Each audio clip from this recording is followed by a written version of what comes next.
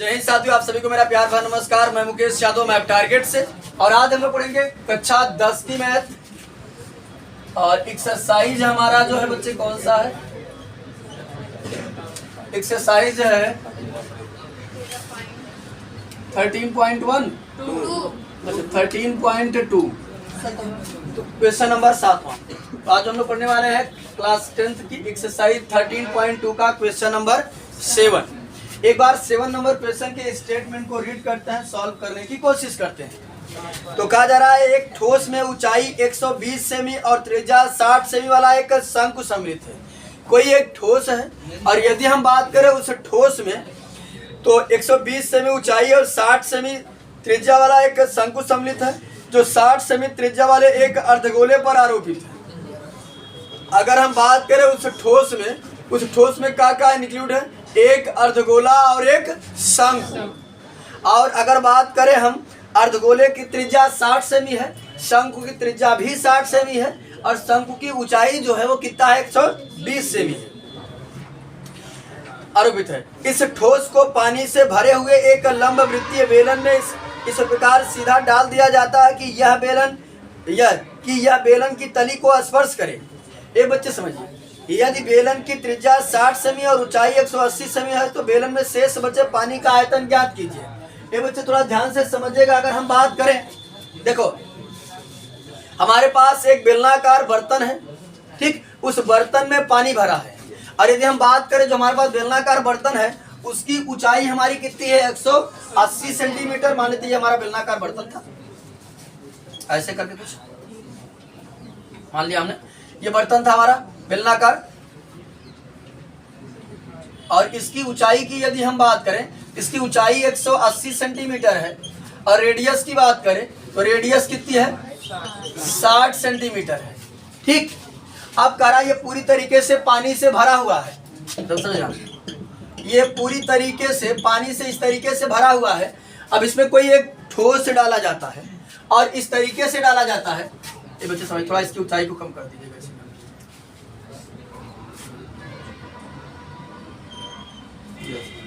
ध्यान समझिएगा। और इस ठोस को इसको थोड़ा सा ऊपर, हाँ समझिए।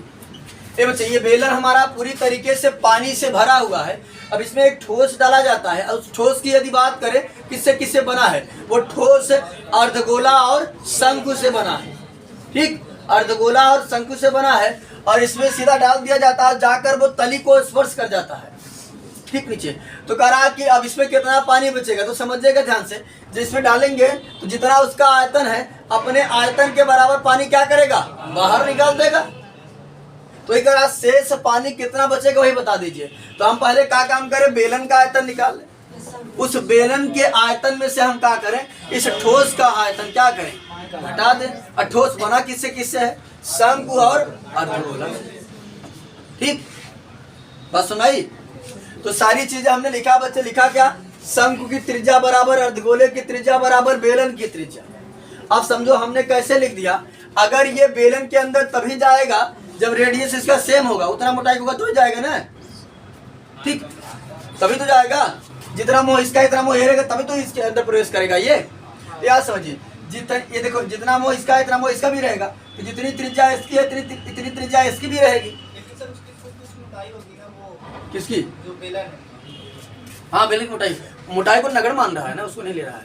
क्या समझिए, जितनी त्रिज्या इसकी है उतनी त्रिज्या इसकी रहेगी, तभी ये अंदर जा सकेगा। इसलिए हमने लिखा कि शंकु की त्रिज्या बराबर अर्धगोले की त्रिज्या बराबर बेलन की त्रिज्या।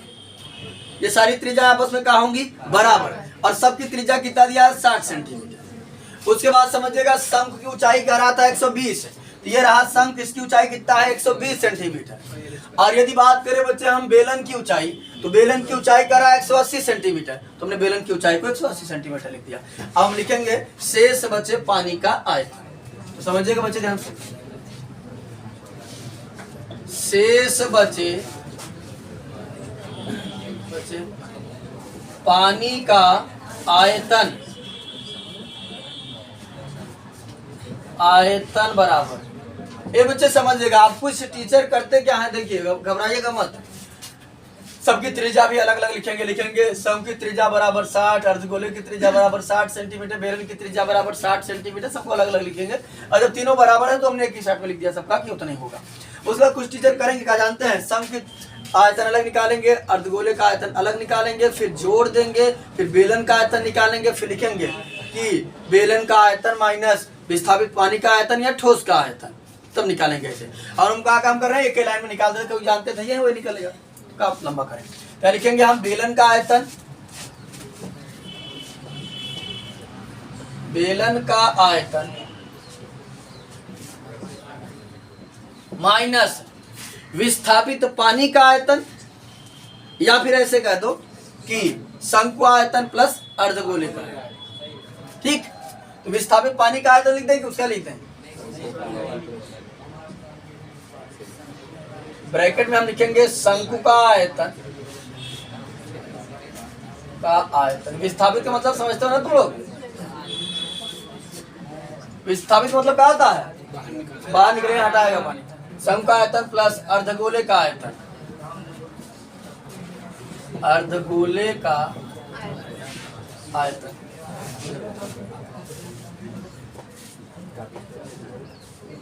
और एक बात बच्चे तुम लोगों को बता दें, जब भी कभी माइनस किया करो, घटाया किया करो, या माइनस का साइन रहा क्या करें, तो ब्रैकेट का अवश्य ही यूज क्या करो, जिससे साइन हमको कंफ्यूजन पैदा ना हो। और तुम कैसे कर दो, ब्रैकेट रहा तो माइनस सम का आयतन, तो हो जाए प्लस अर्धगोले का आयतन। हालांकि तो गुणा करना जानता तो ठीक है, डायरेक्टली लिख दोगे तो सोचोगे ये तो जुड़ जाएगा, कंफ्यूजन बच्चों को हो जाता है, इसलिए ब्रैकेट में रखते हैं कि ताकि साइन चेंज करने में कोई दिक्कत ना हो।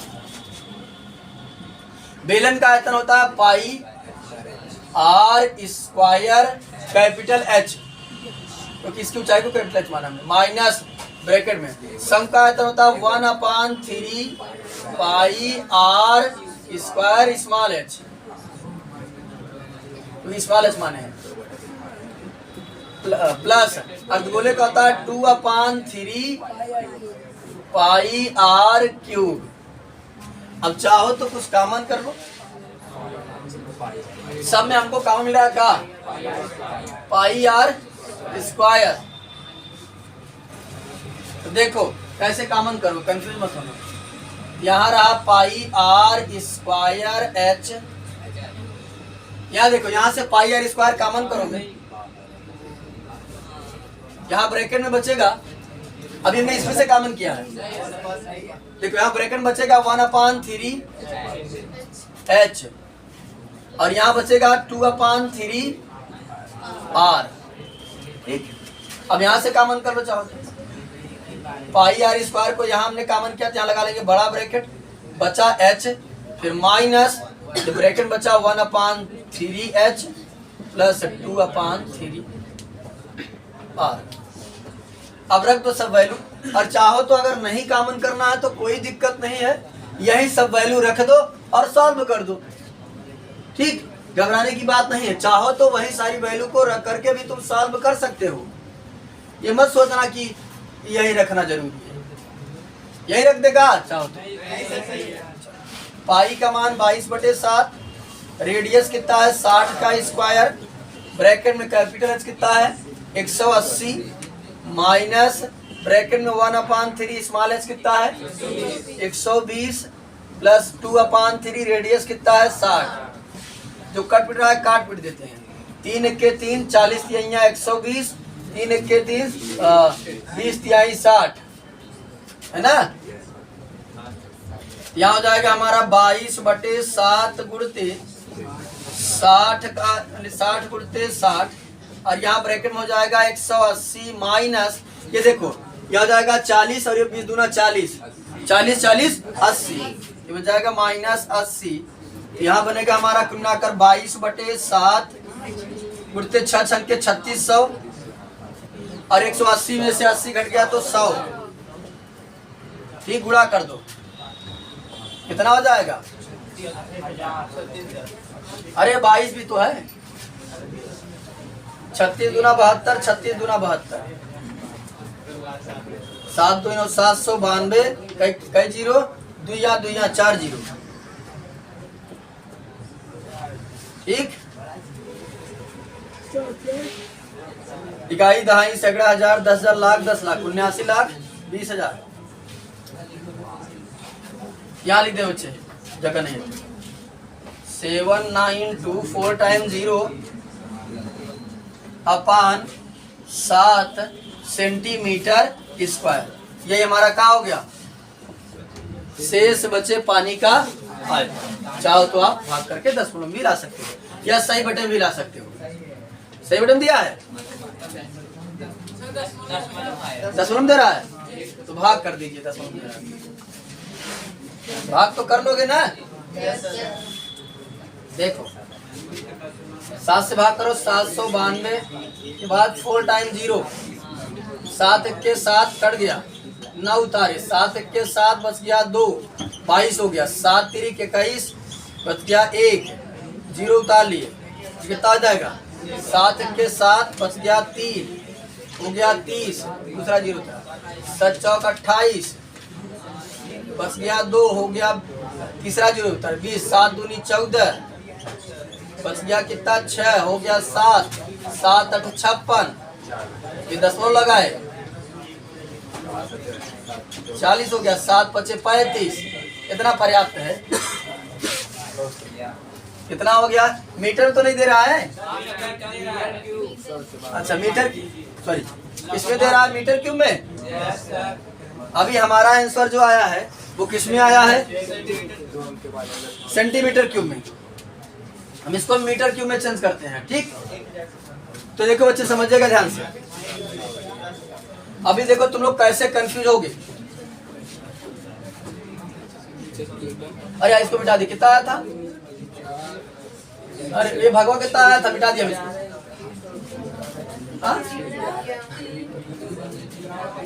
अरे कितना आया था, तुम भगवान ने ध्यान देखा।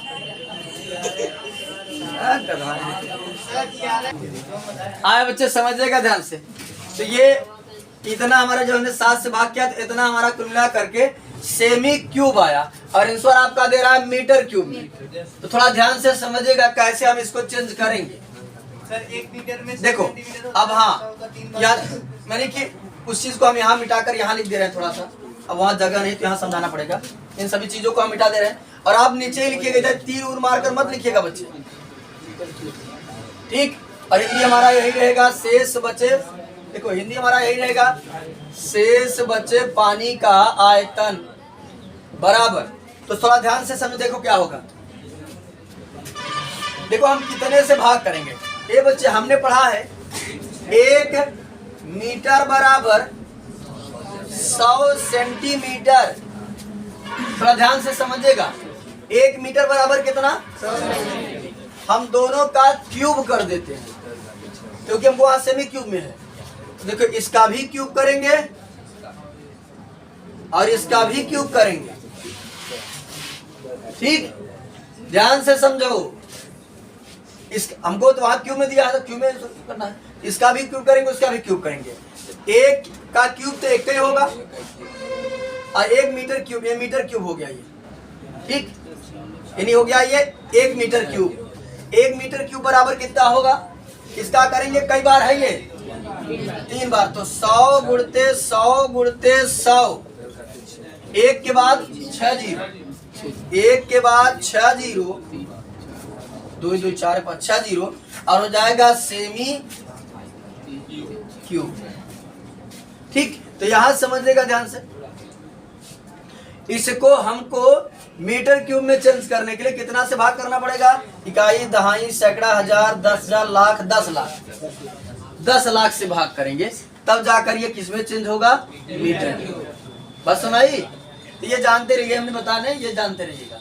अगर यही देखो कभी कोई क्षेत्रफल देगा तो क्षेत्रफल देगा तो हम क्या काम करेंगे, स्क्वायर करेंगे दोनों तरफ से। तो क्षेत्रफल दिया होता तो कितने से भाग करते, 10,000 से, ठीक। ये जानते हो इस तरीके से ये चेंज होता है। यहाँ पर हम क्या काम करेंगे बच्चे, भाग कर देंगे 11 31 428.57 बटे 10 लाख। तो जब 10 लाख से भाग करेंगे तो समझ ध्यान से, या तो आप तुम भाग कर लो या तो तुम जानकार हो तो ऐसे समझ लो। 6 अंक के बाद 10 6 अंक और इधर घिस आएगा। तो यहाँ से खिसकना प्रारंभ होगा 1 2 3 4 5 6 नहीं 1.13 और उधर का छोड़ दो, कोई मतलब है नहीं, मीटर क्यूब। ये विस्थापित पानी शेष बचे पानी का आयतन है। तो हाँ बच्चे समझिएगा, आपके आंसर में जो है वो हमने 2 ही अंक तक लिखा, वो 3 अंक तक, यानी ये 1 भी लिखा है। और ये चीज का क्लियर है का भाग हमारा कंप्लीट हुआ था, पूरा नहीं हुआ था, इसलिए ये है लगभग।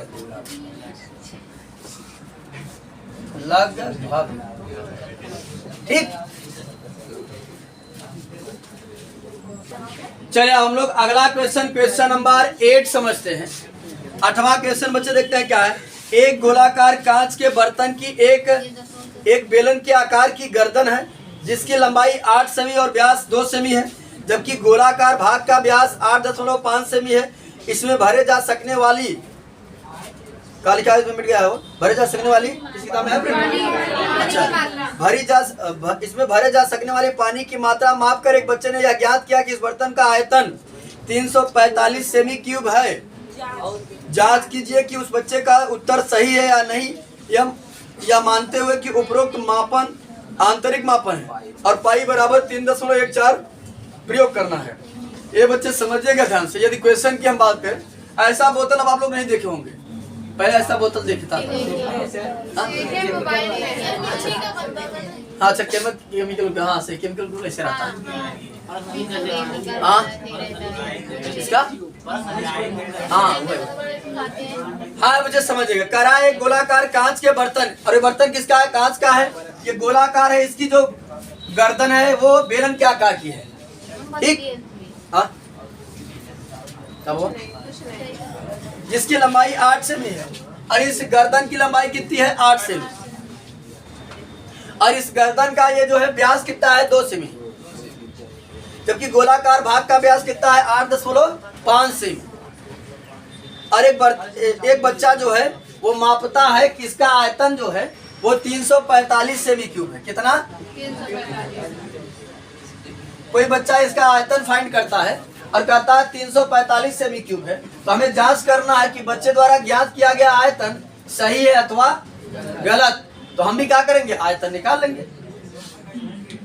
देखो इसमें 2 चीज है, एक है गोला और दूसरा है बेलन। गोले का आयतन प्लस बेलन का आयतन लगा करके सॉल्व कर देंगे। हमने वही लिखा कि अर्धगोले की त्रिज्या बराबर 8 देखो बच्चे, अर्धगोले का व्यास था 8.5, इसकी आधी त्रिज्या होगी तो 8.5/2 त्रिज्या हो गई। और बेलन की त्रिज्या की यदि बात करें बच्चे, तो व्यास दिया था 2 सेमी, व्यास का आधा का होगा त्रिज्या, तो 1 सेमी हो गई त्रिज्या। ऊंचाई बेलन की दिया कितना? 8 सेमी। तो निकाल देंगे हम। बर्तन का आयतन बराबर कांच के बर्तन का आयतन बराबर,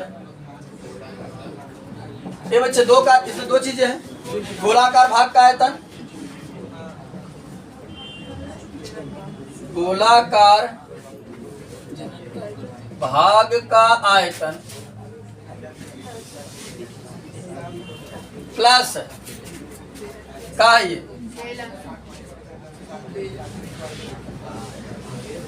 बेलनाकार भाग का आयतन। ठीक, ये बच्चे समझेगा, वैल्यू रख देते हैं। गोले का आयतन होता है 4/3 पाई आर क्यूब। बेलन का आयतन होता है पाई आर स्क्वायर एच। यहाँ पर पाई आर स्क्वायर कॉमन मिल रहा है, कॉमन कर लेते हैं। पाई आर स्क्वायर को कॉमन किया हमने, तो यहाँ बचा 4/3 आर और यहाँ बचा एच। ये बच्चे वैल्यू रखते हैं। पाई का मान 3.14। रेडियस कितनी है बच्चे? सॉरी, अलग अलग रेडियस रखना चाहिए था, दोनों की रेडियस डिफरेंट है ना बच्चे। गोले की हो जाएगी कितना? आर। अरे यार गोला लिखिएगा, गोले की त्रिज्या आनी चाहिए। गोले की त्रिज्या है R1 और इसकी त्रिज्या है R2। तब कुछ कॉमन नहीं मिलेगा, केवल पाई मिलेगा, हटाओ जाने दो, वैल्यू रख देते। 4/3 पाई का मान 3.14। R1 त्रिज्या है कितना 8.5/2 का स्क्वायर प्लस पाई के मान 3.14। R2 रेडियस कितनी है बच्चा में, R2 रेडियस कितना है 1 का स्क्वायर और ऊंचाई कितना है 8। ये बच्चे समझिएगा क्या बात है। हाँ R1 का क्यूब। चलिए यहाँ समझते हैं। तो बच्चे हो जाएगा 4/3 4/3 इंटू 3.14 गुणते ये कई बार है 3 बार है 8.5/2 गुणते 8.5/2 गुणते 8.5/2 और यहाँ हो जाएगा बच्चे 1 का स्क्वायर 1 ही होता है, इसका 8 गुणा इसमें कर लेंगे तो 8 चौक 32 का 2, 8 के 8 3 11, 8 3 24 1 25, 2 अंक के बाद 25.12। ठीक, इसमें बच्चे जो कट पिट रहा है कुछ काट पिट लेते हैं हम लोग। तो देखो 2 1 के 2, 2 दूना 4 और ये 2 से 2 कटा और कहीं कटेगा, कहाँ कटेगा, नहीं कटेगा 8 5 13 नहीं कटेगा, 3 से कहाँ कटेगा। अब इसका कर लेते हैं गुणा। तो बच्चे गुणा करो तो 3.14 गुणा करो 8.5 8.5 8.5 में। तो हाँ बच्चे जब आप इसका गुणा करेंगे क्या समझिए ध्यान से 3.14 गुणा 8.5 में, फिर जो आएगा 8.5 में, फिर जो आएगा 8.5 में। जब आप फाइनली गुणा करेंगे तो गुणा करने के बाद आपको इतना आएगा बटे 3 जैसे था वैसे हमने रहने दिया। उसके बाद बच्चे समझिएगा ध्यान से। अब 3 से हम इसी में क्या करेंगे भाग लगा देंगे। देखो बच्चे जब इसी में हम 3 से भाग लगाएंगे तो क्या आएगा हमारा, देखो तो जाएगा 3 6 18, यहाँ हो गया कितना तो जाएगा 12, 3 चौक 12, फिर 8 3 दूनी 6,